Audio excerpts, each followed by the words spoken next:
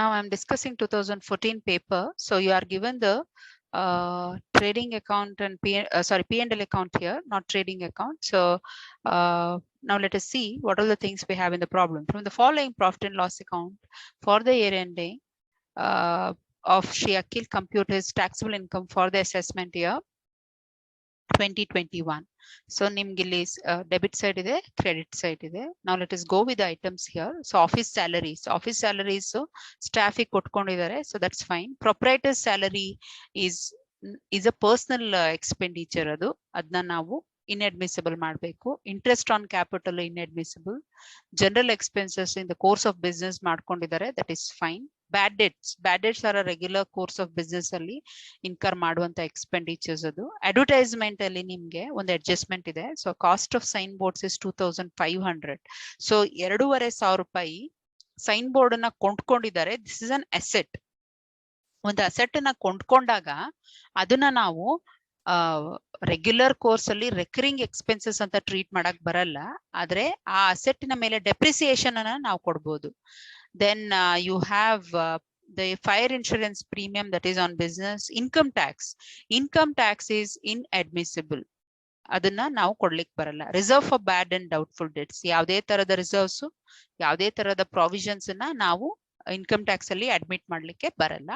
Motor car expenses ಅಲ್ಲಿ ಎರಡನೇ adjustment ಹೇಳುತ್ತೆ 5500 is for the private use.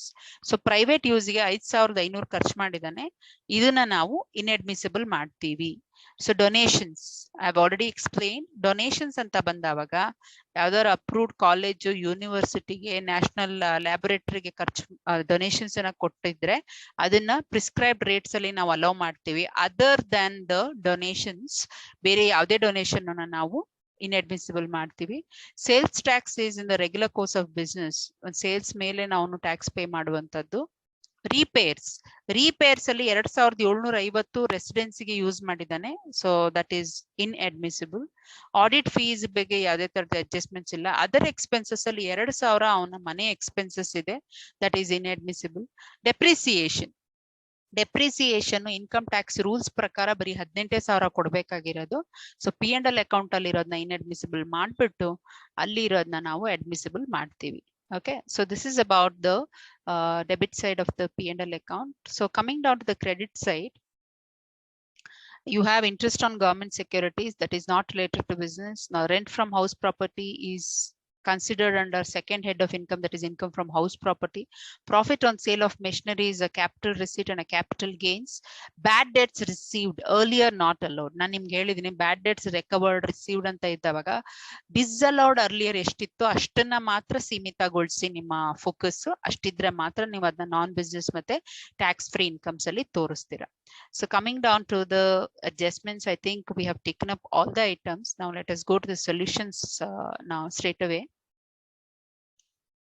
ನೋಡಿ ಇಲ್ಲಿ profit as per P&L account 3,14,600. Inadmissible expenses ಅಲ್ಲಿ ಪ್ರೊಪ್ರೈಟರ್ ಸ್ಯಾಲರಿ ಇದೆ, ಇಂಟ್ರೆಸ್ಟ್ ಆನ್ ಕ್ಯಾಪಿಟಲ್, ಅಡ್ವರ್ಟೈಸ್ಮೆಂಟ್ ಇದು ಸೈನ್ ಬೋರ್ಡ್ ಅನ್ನ ಕೊಂಡ್ಕೊಂಡಿರೋದು, ಅದಕ್ಕೆ ಡೆಪ್ರಿಸಿಯೇಷನ್ ಬಂದು 10,000, ಅದನ್ನ ಆಮೇಲೆ ಅಲೋ ಮಾಡೋಣ. ಸೊ ಫಸ್ಟ್ ಇದನ್ನ ಇನ್ಅಡ್ಮಿಸಿಬಲ್ ಮಾಡಬೇಕು. Income tax is on personal income, so it is inadmissible. Reserve for bad and doubtful debts is inadmissible. Reserves provisions ಎರಡೂನು ಇನ್ಅಡ್ಮಿಸಿಬಲ್. ಕಾರ್ ಎಕ್ಸ್ಪೆನ್ಸಸ್ ಪರ್ಸನಲ್ ಯೂಸಿಗೆ ಎಷ್ಟಿದೆಯೋ ಅದನ್ನ ತೆಗ್ದಿದೀವಿ. Donations is inadmissible.